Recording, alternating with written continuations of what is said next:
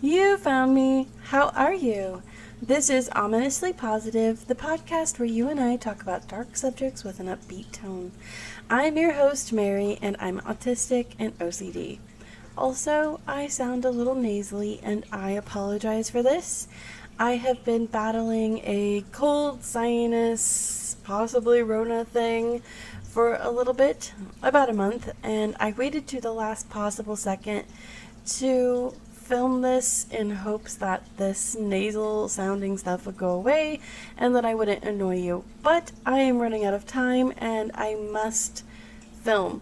I'm glad I kind of waited though, because I was going to do the case about Linda Sherman like I said I was, but something else just took over entirely, and now I feel the intense need to dedicate this episode to this case that I guarantee that you have not heard of because it was never in any newspapers.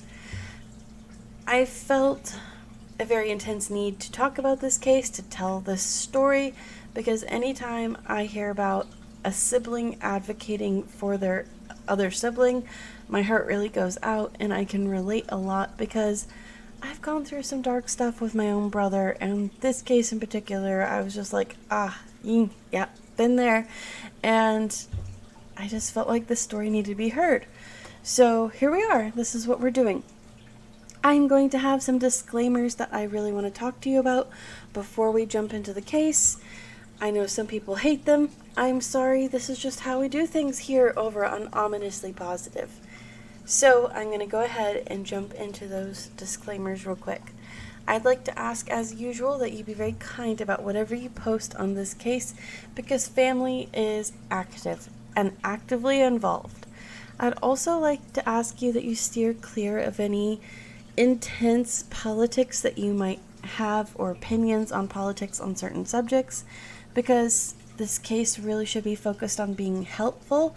And if we can't be helpful, I will put down some boundaries and I will be deleting comments that I feel like that aren't very good. So I will also say, as a content warning, if law enforcement dropping the ball, minorities, drugs, or any graphic but educational descriptions bother you, this particular podcast just might not be for you. And I totally understand if you have to click out. We can catch up with each other on a different case.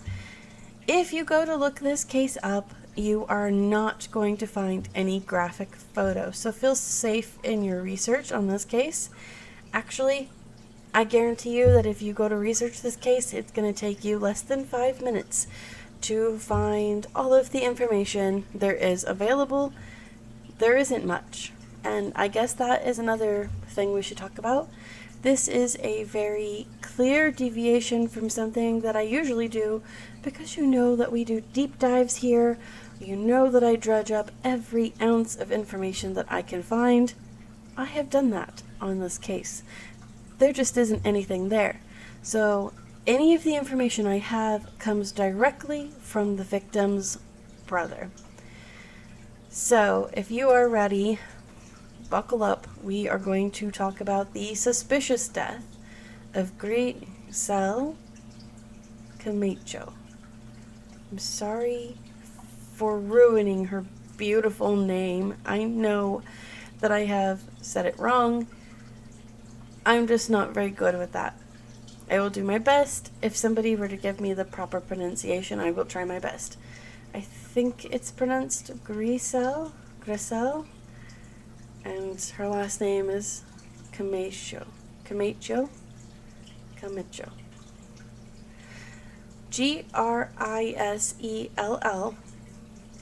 space Camacho, and she is of Puerto Rican descent, if that helps with any of the pronunciations. Alright. And any updates about myself, I don't know if I'll be doing that this case. I might just talk about that later. If there's time at the end, I might do some updates. There's really nothing going on, to be honest. So, let's give a quick synopsis of what's going on. Grisell is a beloved sister. She vanishes on a cold night, leaving behind her pet birds. She is then found later, her body placed in a school bus style van. No arrests were made, no leads were made, and the police are uncooperative with the family. So they really need some closure and some justice, because this might be a homicide. The case is a cold case, in my opinion, but it's really not that old. And hang on, I want to put my little OBS studio up here. Not that I want to stare at myself the whole time that I'm talking. Last time I did a case, I was recording, and then it stopped recording, and I talked for like an hour. Okay, so let me move this over. There we go. I'm going to just outright plead with you. If you want to help with this case, please do everything. Every single thing that you could possibly do to move and shake this case, do it. Don't be shy. Just go for it. If you have a favorite podcaster on true crime, get a hold of them on behalf of this case and tell them, please, look into this case. If you are good with art, perhaps you can make a very quick flyer and then share that on social media or post it so we can share it. If you enjoy politics, tag the Newark, New Jersey police and be like, hey, what's up with this case? Go for it. Let's just do everything that you can to move and shake this case. So I'm going to be using the hashtag justice for Grisell Camacho, and make sure you tag the police if you want to, and everything that we post.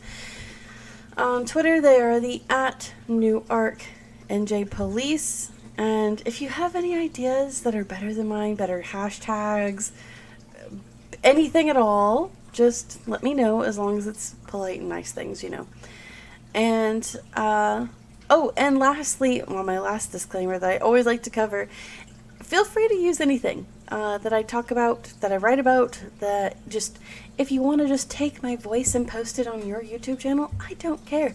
Do it.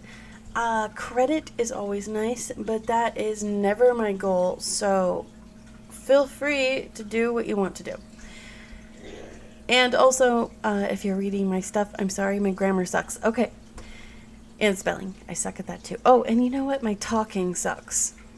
I just okay. Right. So let's go ahead. So we covered the synopsis. I really want to start out with this explosive quote. I think this is pretty intense. It's from her brother. Let's go ahead and read this quote for you. Quote, "Justice. Just imagine for a moment you had a sister that you grew up together, played together, and when she had..." Can I just restart this? Sorry for being a little all over the place. Quote, "Justice. Just imagine for a moment you had a sister that you grew up together, played together, and she had I, and I had she. The love that I have for her is everlasting." And that is brother R. I just call him R because I don't want to give out his full name. So, RC. And with that, let's get into the story of this case. So, it is February 28th, 2001. We are in Newark, New Jersey. It is a chilly day. I checked into the historical weather. The weather is listed as 37 with a low of 28, and it is partly cloudy with some light winds. I always post the weather because I run into a lot of experts that know kind of what happens to people after death, and they can kind of give some insight on what's going on.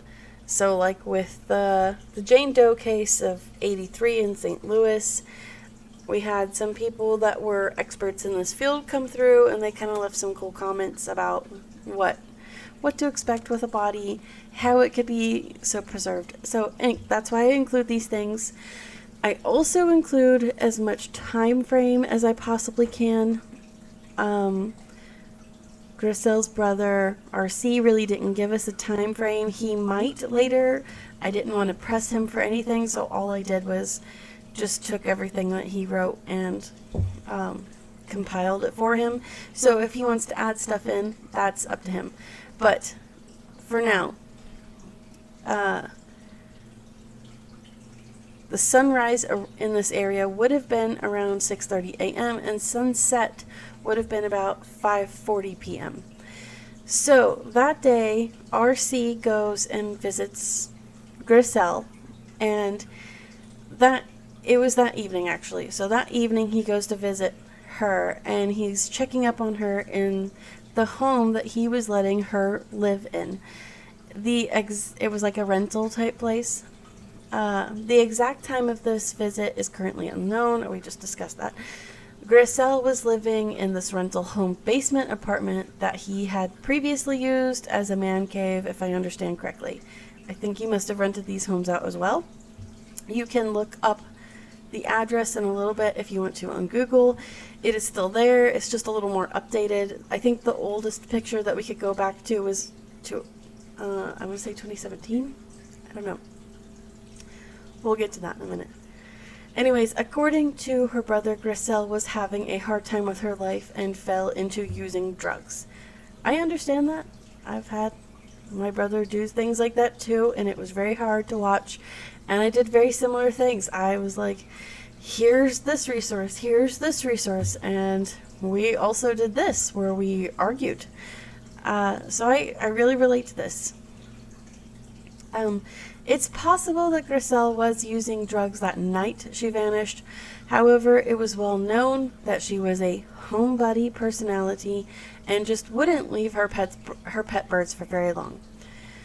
So during this particular visit, Grisell and her brother get into an argument. It's about Grisell needing to become more responsible. These type of exchanges, according to RC, is totally traditional, but when he realized that Grisell was actually becoming upset, he decided to end the conversation and just move on to a lighter topic. He did make sure that everything was okay between them before he ended the visit for the day, and even if it wasn't, he kind of said these were so common, they just kind of moved on the next day anyways. But this night he did make sure that everything was okay before he left. On his way out of Grisell's apartment, a man named K.H. knocks on the door. Grisell's brother asks Grisell if she would like him to let this man in, and she does say yes. The visit doesn't raise any alarms with the brother RC at the time. The man, you know what? I'm looking at my notes. I need to remove this name, and I'll tell you why in a second. I need to put KH here.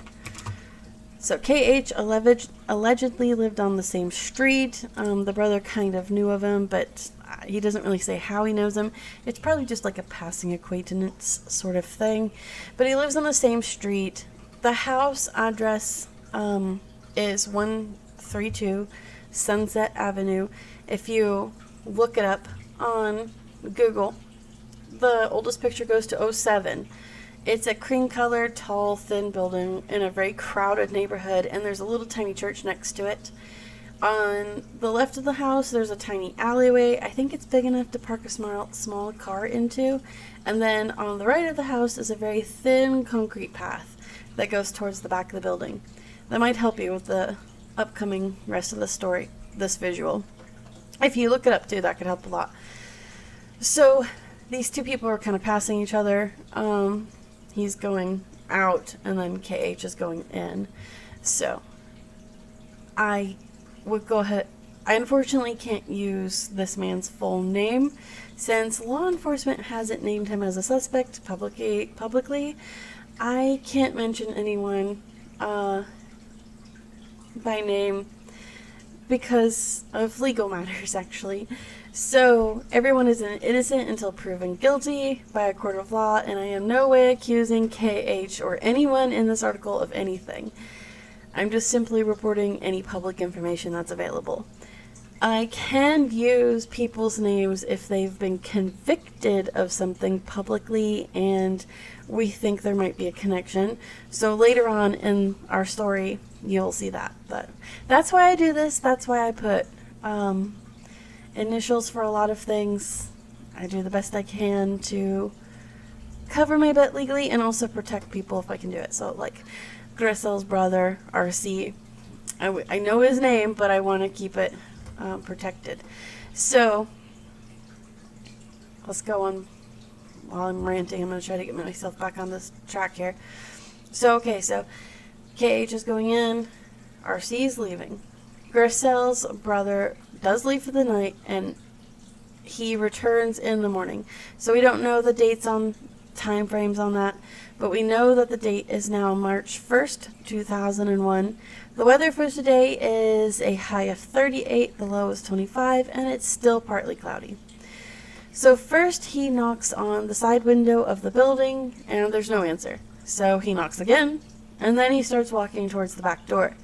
Turning the corner, KH comes out, and he kind of appears a little sleepy. So RC's just angry now. He's just mad, and I totally get this. He asks him where his sister is, but all KH can say is that he sent her out to pick up something for him, and then she never came back. If that doesn't sound suspicious. So, obviously, Grisell's brother's like, get the heck out. And he checks over the apartment, and he says that everything kind of looks fine. So, he's not really too worried at this point. Actually, RC is a little worried that Grisell stole from KH, and that's why she didn't want to come home. He's thinking she took his wallet while she was out on her trip, and then didn't want to come home. So he's just mad all around.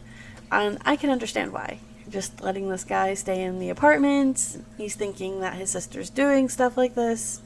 Yeah. So RC goes back to the apartment later in the afternoon, but his sister's still not there. And he's still not really too worried about this yet. Now, it is March 2nd, so the next day. So let's see. The 28th. So the 28th evening. And then the 1st, now the next day. So, 2-ish days. The high for the day is 44, the low is 32, the weather is still cloudy. Grisell's brother returns again, but there's still no sign of Grisell. But now he's worried, because she left her birds, and he knows that she just wouldn't leave these birds for very long. So he actually takes those birds with him, and then later that day, he comes back and he checks on the apartment one more time. So now it is March 3rd. The high is 49 and the low is 39. Warmer day, still cloudy. Grisell's brother decides, you know what, now's the time we have to file a missing persons report. He's on his way to the precinct. And on the way, he gets a page from his girlfriend telling him to just come to the house. So he goes to the house, he finds his girlfriend on the phone. She hands him the phone, and he starts speaking to his oldest sister, who tells him simply, they found Gris. Grisell's brother doesn't really understand right away, and he's like, okay, where's she at? I guess I need to go pick her up from jail, because he thinks that she spent the time in jail. And then his older sister has to correct him and say, listen, they found her. She's dead. I've gotten that phone call. It wasn't about death, but I've gotten that awful phone call. So, I can only imagine. Anyways, from here, the story doesn't really have that much info. So they found Grisell's body. It was inside a school bus-style van on 18th Avenue and Alexander Street in Newark, New Jersey. He puts it's called the Vailsburg section. The bus was parked in a mechanic's lot full of old cars that needed repairs. It also may have been near the gas station and McDonald's. It's really not that far from the apartment. I wonder if this wasn't the A and B's auto cars, but I'm not for sure. If just looking at Google, that things can change so much over the years. So this is the part of the story where I would usually get into the investigation, and I would break down what law enforcement is doing, the things that they've done to investigate, what they've released into the press. But this is the part where I get to tell you there's nothing. There is nothing at all out there. There are no newspapers. There are no press releases. There are no obituaries. There is nothing. So, according to the family, they have also been just told nothing. And anytime they inquire, they just get the runaround. Homicide division apparently took no DNA. And it's possible they may have even purposefully lost evidence. The brother claims that he's been blocked as well when he asked for a review on the case. The brother sends a letter every single year, along with any tips that he gathers, to all sorts of places like prosecutors and the homicide division, and it is always unanswered. They will not allow them to review paperwork or evidence on the file, and they have gone to counsel persons, which they just fill his pockets up with cards. They listen to him and tell him all sorts of sweet words, but then they do nothing. So, that's why I feel like we really need to move and shake this case, because it deserves attention. It just does. KH, according to Grisell's brother, was interviewed by the police and then immediately released. KH was, RC was interviewed as well and then also released. And there may have been 1 to 2 other individuals that were interviewed, but obviously nothing came from that. No witnesses came forward on this case. They may have not wanted to cooperate with law enforcement, just like with the Jane Doe of 83 in St. Louis. This area is known to just be not very good law enforcement and very unlikely to help minorities. So, minorities aren't really going to be working with the police. They're not going to be interviewing with them and stuff like that, because what's the point if they're not going to help, So, according to the family, they believe the area was not canvassed like it should have been. And then, here's the real kicker, if it wasn't already bad enough. 2 weeks after the incident, Grisell's older sister was going through the apartment. She found a pile of bloodied sheets whilst going through her sister's bedroom. The sheets were dried, but they had been drenched in blood and then placed underneath the mattress. Detectives were called. The detectives came and picked up the sheets. Fast forward a few years, Grisell's brother calls, I believe it was around 2017, to inquire about the sheets, but he was informed by the detectives that they just didn't have anything like that in the evidence bag. So this is the possible evidence that they may have lost. Bloodied sheets. If this was a homicide, which it's kind of looking like it could have been, that could have had DNA on it. Oh my goodness. And it's gone. So, to close the investigation section, the investigation appears to be closed on this case. Now let's talk about Grisell's body. I'm going to go ahead and give you guys the trauma warning. This is a graphic account.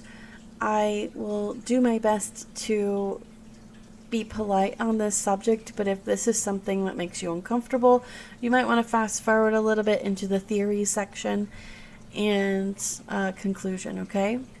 So, Grisell's brother had to go identify his sister. And it seems like, to me, he was pretty traumatized, just by the seemingly careless way that she had been treated. From the time that he was told about her death up on March 3rd, up until the moment he had to identify her, according to him, his life was all darkness and just a blur. So, please keep in mind, if he joins the discussion, he just might not want to talk about this part, and personally, I think that's okay. We don't really need this as armchair web sleuths. We can just do our part by getting this case out there. But I do think that this details here can kind of back up his story, that Grisell could have been murdered and the police are ignoring this. So, Grisell was taken to the coroner's office, where her body was in good condition at first. She stayed there about 2 to 3 days. According to him, he could clearly see marks on the back of Grisell's neck, and it appeared to be strangulation.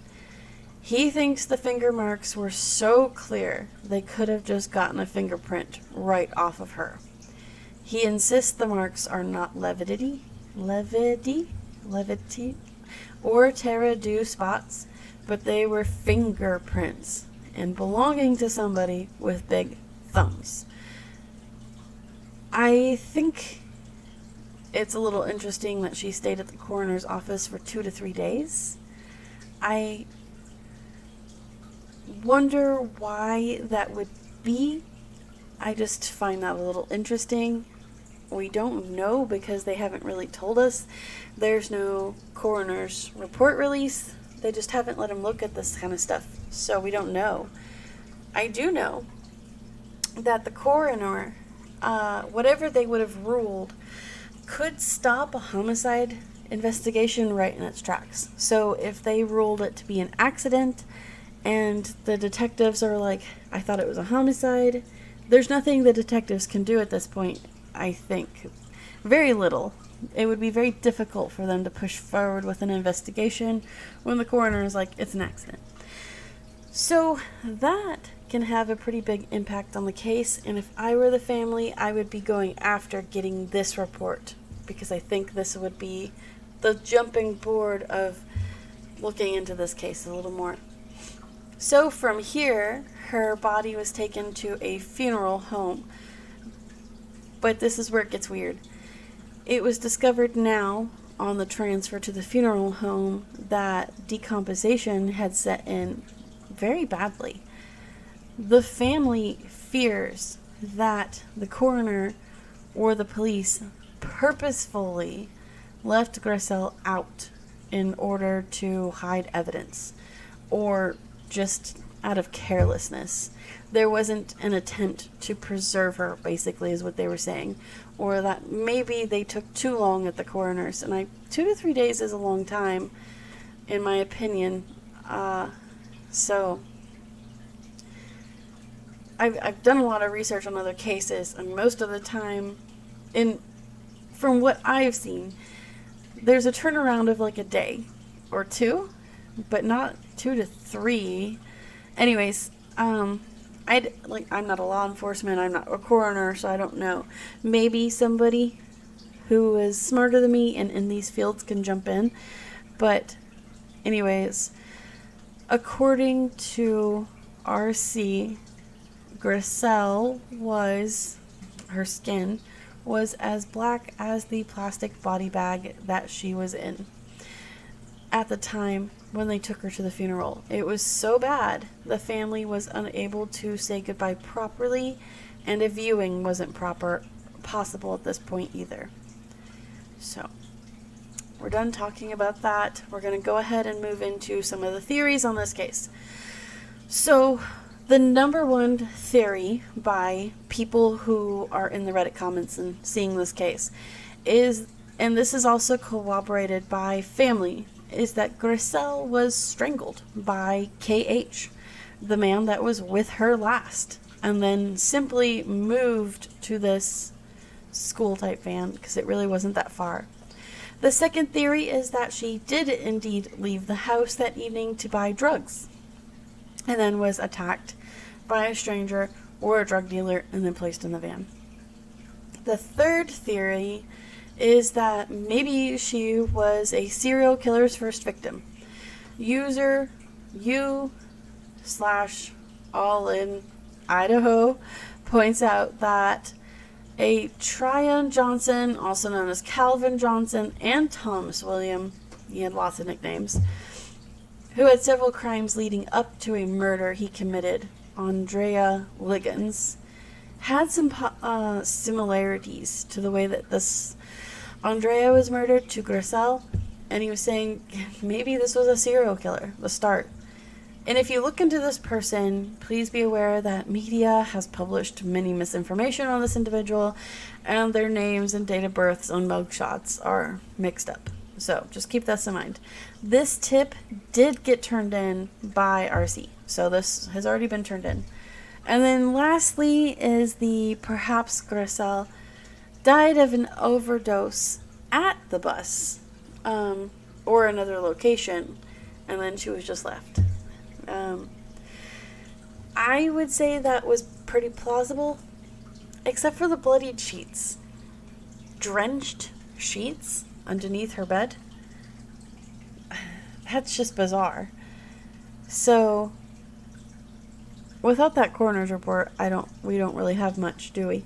We really just don't have much on this case, but okay. And I would love to tell you more about who Grisell Camacho is. I just don't have that much to tell you. So, I know that she is a woman of Puerto Rican descent. She was about 37 years old at the time of her death. No known aliases, but her family did shorten her name up to Gris sometimes, and Grisell obviously had a family that loved her. She has 2 known siblings, 1 brother and 1 sister, along with their mother. If you look up the case, you'll probably see a picture of her and her mother. That is the prevailing photo on this case. Grisell had dark hair of a long style, and in the photo she had pulled it back, straight back. She has dark eyes and olive complexion. She was also of slim stature. Her death was most likely, in my opinion, February 28th, 2001 in the evening. So, conclusion. Grisell's brother contacts the Essex County prosecutor and the Newark homicide detectives every year, as we discussed, but they avoid him. He is active on Reddit and posts often to try and get people interested in his sister's case. The family is convinced Grisell died by strangulation in the apartment and then placed in the bus. I'm going to give you this quote from the brother. Quote, "But I won't stop looking for my sisters. Grisell Camacho's murderer. I can't." Unquote. And that was in response of people just being mean to RC, just straight up being nasty. So they just said some horrible things, and he was just like, yeah, I'm not gonna stop. So I don't really have much else to say about this case. I have some suggestions. They're not great ones. I'm so sorry. I wish I could come up with something better. But there was create flyers asking for anonymous tips, posting them around the area the body was found, where her apartment was, and that sort of thing. Getting a hold of people and organizations like Crime Stoppers, going to CrimeCon, getting a hold of true crime podcasters and other victim advocacy groups to help. And then my personal favorite, this is what I would do personally, is to start a fundraiser and publicly crowdsource a way to get a private investigator into this case.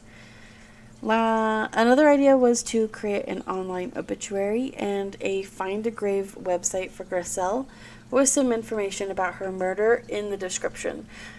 That was my idea because on a few other cases I have found this previously from other victims' families. They've done this, and I thought it helped out a lot because people going through like Find a Grave and stuff like that will be like, oh, this person was murdered, I'm from this area, and then, it just kind of rolls from there. I think it can drum up interest. Also, it'll give podcasters I call it upstairs information. It's a source of info that you can post that is considered reliable. So that would give them a source to use when they're talking about this case. So that could help out. And then getting a hold of that darn coroner, because they've got some explaining to do. They need to tell you what the ruling of the death is and give you the report. That could really help with this case. Lastly, get some pro bono legal help, because I'm fairly certain, according to some laws, law enforcement can't keep certain information from you about this case. I think it's called the Freedom of Information Act. I could be wrong, but I would get some people that can speak legalese to help you out with this, and maybe you can literally force law enforcement to tell you what they know about this case. So, that's what I've got to say. That's all we can do, guys. I hope that my friends will see this and do their thing. I hope that the story can spread and that we can get at least her story out there so that something can be done.